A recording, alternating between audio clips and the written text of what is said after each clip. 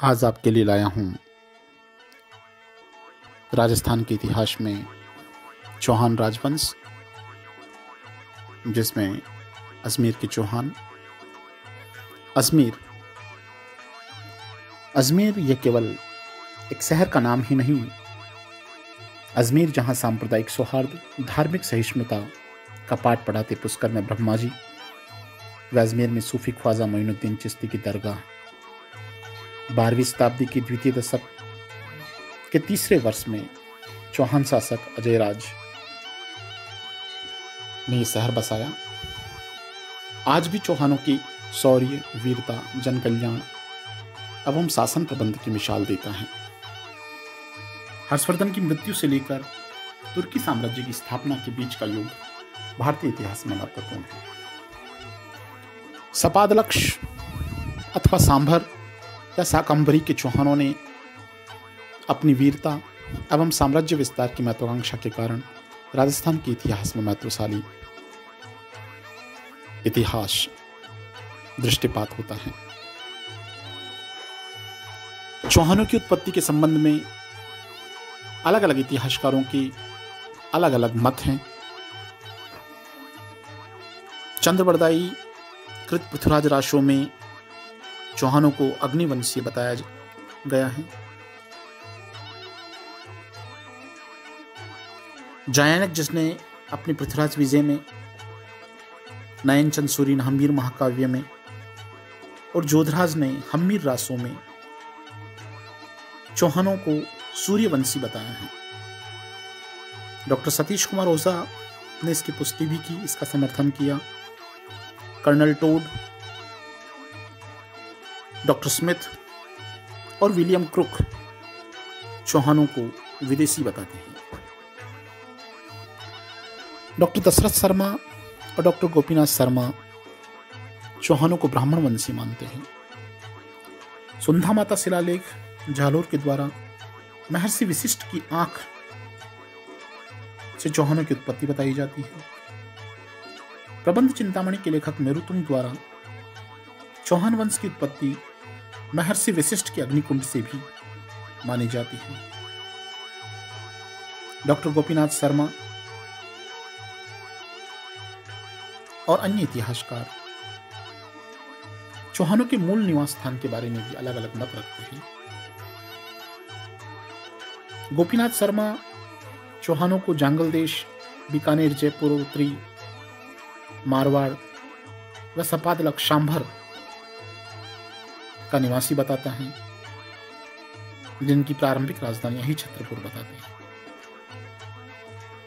दशरथ शर्मा चित्तौड़ को भी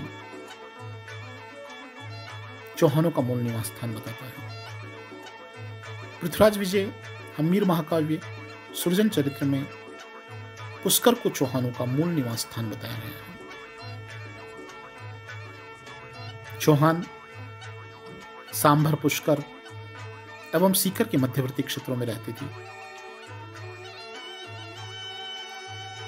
चौहान जो कि शाकंभरी, सांभर के थे, बाद में इनकी अलग अलग दो शाखाएं हो गई। नाडोल के चौहान, जिसके संस्थापक लक्ष्मण चौहान थे, और अजमेर के चौहान, जिसके संस्थापक अजयराज थे। नाडोल के चौहान जो कि बाद में इनकी भी अलग अलग 3 शाखाएं हो गई, झालोर, सिवाना और बूंदी। झालोर के चौहानों के संस्थापक कीर्तिपाल थे,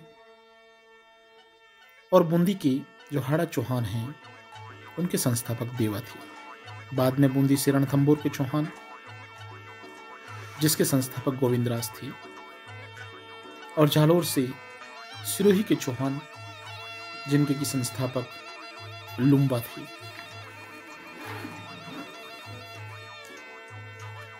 हर्षनाथ अभिलेख चौहानों की प्राचीनतम राजधानी अनंत प्रदेश सीकर के आसपास बताते हैं। चौहानों के आदि पुरुषों के बारे में वासुदेव चौहान राजशेखर के प्रबंध कोश के अनुसार वासुदेव चौहान ने 551 ईस्वी में सांभर झील के आसपास चौहानों के राज्य की स्थापना की। सोमेश्वर के बिजोलिया शिलालेख के अनुसार सांभर झील का निर्माण वासुदेव चौहान ने ही करवाया था, जबकि वास्तव में सांभर झील एक प्राकृतिक झील है। इनका राज्य जंगल देश सपादलक सांभर को माना जाता है। इनकी प्रारंभिक राजधानी अही छत्रपुर नागौर थी। बिजोलिया शिलालेख चौहानों को वत्स गोत्रीय ब्राह्मण बताता है। वासुदेव के उत्तराधिकारी सामंत राज का वत्स गोत्रीय ब्राह्मण वंश में ही पैदा होना बताया गया है। दुर्लभ राज चौहान वंश का पहला शासक था, जिसके समय में अजमेर पर मुसलमानों का युद्ध हुआ। दुर्लभ राज के उत्तराधिकारी गुवक ने प्रतिहार सम्राट नागभट्ट द्वितीय के काल में काफी सम्मान प्राप्त किया था। नागभट्ट द्वितीय की सभा में गुवक को वीर की उपाधि मिली थी। हर्षनाथ मंदिर का निर्माण गुवक प्रथम ने ही करवाया था। गुवक के बाद चंदन राज, फिर वाकपति राज, जिसे दप्पराज भी कहा जाता है। हर्षनाथ शिलालेख में वाकपति राज को महाराज की उपाधि दी गई है। इनके बाद विंध्यराज और सिंहराज शासक हुए।